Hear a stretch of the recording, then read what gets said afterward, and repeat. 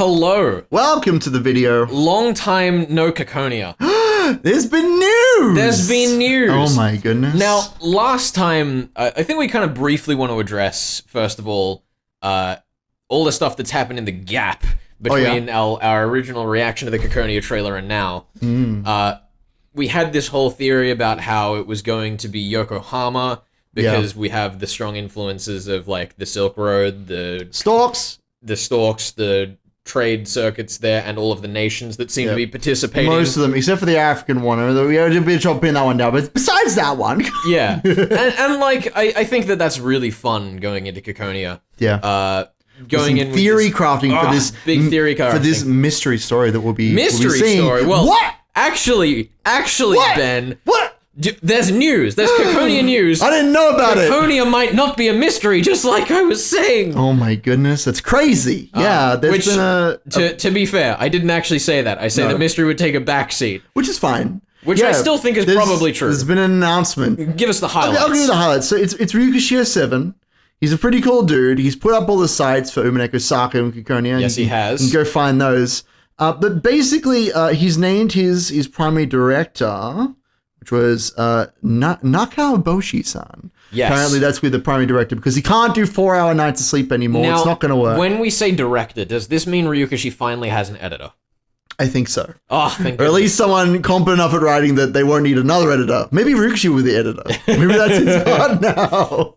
He's like, I have to learn how to edit, so that's all I'm going to do. Yeah, and the other big news in this is that supposedly the reader will not be left behind by the story. Yes. There will still be mysteries. Yeah. There's been some kind of back and forth in the community about like whether or not this translation is 100% perfect. But the basic gist is that the mystery is not going to be the focus this time. There will still be some like stuff to figure out in the background, but it's not going to be set up as a murder mystery in the same way that Higurashi Umineko will be. It'll be focused on like an action adventure. It wasn't entirely clear on that point. I mean, I think he's intentionally leaving it a bit up in the air. Because he doesn't say like this is what it is. But yeah, no. So there's not going to be like a very elaborate murder mystery. Maybe there'll be a few locked rooms here and there. But, maybe yeah. I do think because it's the When They Cry series. Like kind of like the staple tropes we have is time puzzles. repeating itself, Puzzles, and a central mystery. Yeah. I do think, regardless of what Ryukishi says, I do think we will still have a core question to the story. Maybe. Right? In line with the When They Cry series, I imagine it will be, was this magic, was this real? Sure. But I feel that because we're kind of getting into the, like, steampunky, almost cyberpunky, futuristic setting, that perhaps the fantasy reality question will be more blurred because we have more blatant fantasy in our faces. I'll tell you what I want so badly. I want there to be a scene where we're like gathered around the murder victim and like, who could have done it? There's a giant hole in his chest. Sure, it's by some kind of weapon. And then someone just like busts down the door and is like, I did it, and they just shoot everyone. Dude, I want that scene. That seems like a scene that would happen. It seems like the kind of scene that Ricky would put in to be like, this is not a mystery. It's not about figuring out who did it. It happens. This is it. You're in the thick of it. There's murder. Yeah, and I think that there's a lot to be said. We are particularly avid tabletop role players, Dungeons and Dragons and the like, if you're not familiar. And one of the things is that there's this big contention of like, how much should the game master, the person running the game, tell the players? They need to keep all their GM secrets. That's what I've always said. No, it's not what you've always said. Don't lie to the audience. Look, I told you what those rot grubs did. I told you. And they still lived. Anyway. Yeah, but I think that way we can kind of approach this story in the same way where Ryukishi, rather than making it a mystery to the readers, the players, who the bad guy is, who committed the crime, is it reality or fantasy, it's more going to be why is it one way or the other. Sure. That's definitely something that I feel like has been tackled a bit if you compare the bad guys through the When They Cry series. Yeah. We're not finished with Higurashi yet, but I feel as though Takano, obviously a very suspicious evil character, because we're presented with her so obviously evil, I think you can read a lot more into her motivations, which is why she's still interesting. Sure. Outside of the mystery aspect. I still think, here's the thing, even if it's not a murder mystery genred story, I still think that the characters are going to have the same kind of mysteries to them, if that makes sense, that we're going to unpack as we go through the story, right? it like in the way that I don't know how to explain, but like the way that he writes his characters, always like this is the way that this character is. They're like totally awful, or like they're these posh nobles and they got lots of money, whatever.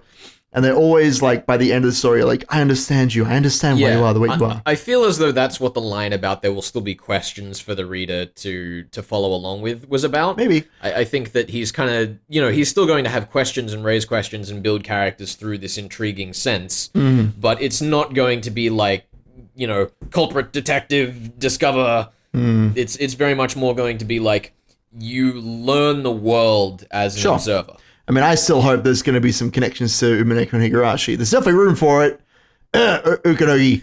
Yeah, I mean, even if you look at the success of big franchises like Game of Thrones, right?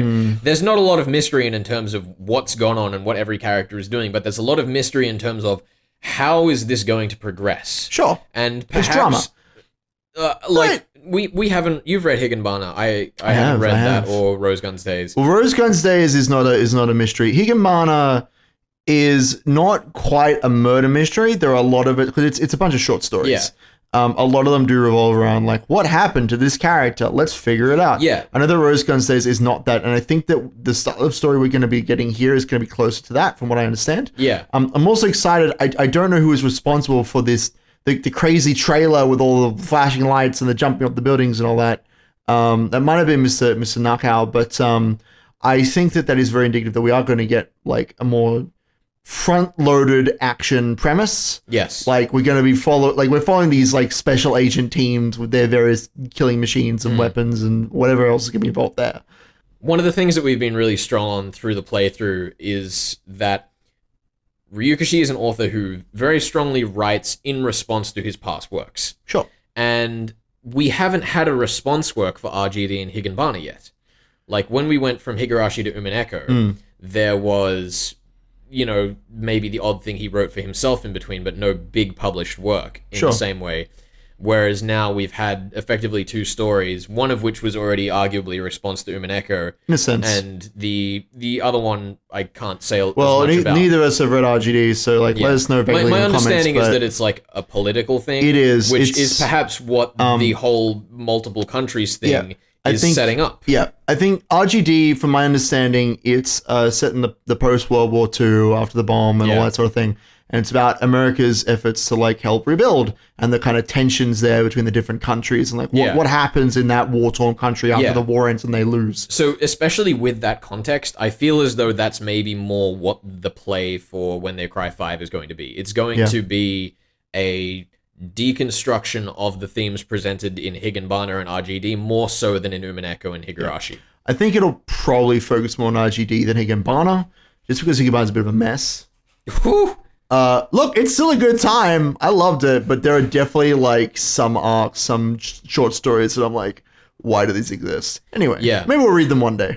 Maybe we will. But yeah, so it's definitely fascinating. I saw a lot of response in the comments to our initial trailer reaction, like, oh, well, it'll probably still be mystery, and oh, well, maybe it won't be. It's not! Get out of here! Like, I'm personally, regardless of who said what, I'm glad that discussion's happening, and I'm also glad that Ryuki's come out and said something about it before the story, because I feel like if we'd gotten Ciconia and he hadn't presented this to us beforehand, a lot of people maybe might have felt a bit let down. They would have. It's why it's important in all aspects of life to set expectations. Yeah. Right? I think that there's definitely this weird contention. I see it mainly in the music industry, but that's just because that's what I'm familiar with, of whether like bands should, post their progress in the studio or make the album a surprise when they announce it. And I feel as though the more often than not, the bands that I see received well once their album comes out is the ones that do post their progress. Sure. And that's more about building a connection with the audience. Exactly, right? Yeah. And that's kind of what Ryukishi's done in this way. And as an indie author, that's kind of what you expect from someone like him. But it's good to see that we're still maintaining that going into Ciconia. Yeah, for sure. The other bit of news we had was the Saku. We've had the reveal of the art of two characters that we kind of already knew about, but it's been confirmed They're in there. We got them at the very bottom of the website. It's Flauros and Congo? Congo the Diamond. Congo Bongo and Fleur de Lis, I think, are the names that with this goddamn awful outfit on Flauros. Like, dude, it's amazing. Just that belly button, dude. It's great. Just stop.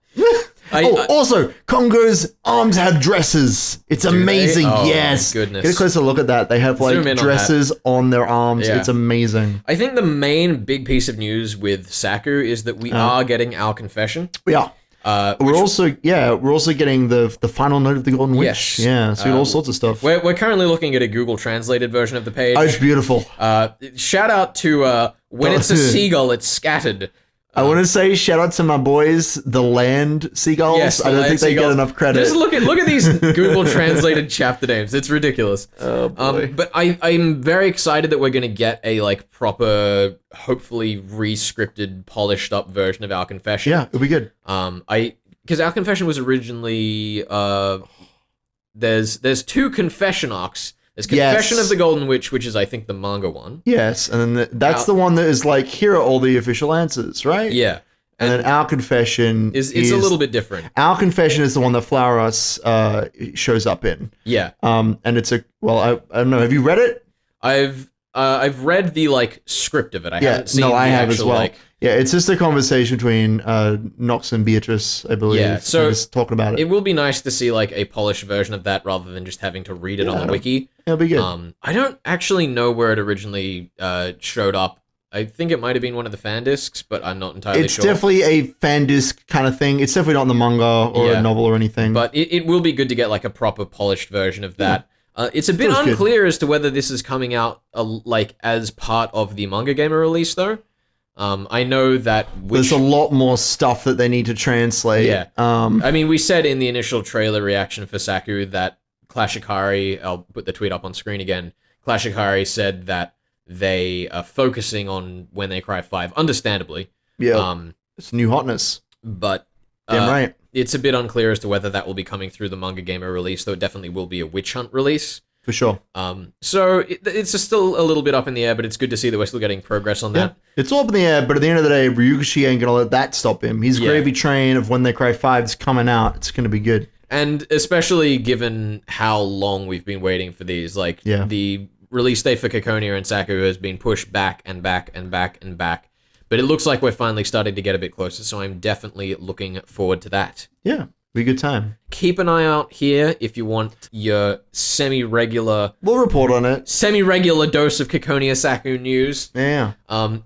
Also, feel free to check out the playthroughs on screen. We finished Umineko. Go watch our stuff. It's cool. We're about halfway through Higurashi. Yeah. Thanks for tuning in. Have a good one. See you in the next one.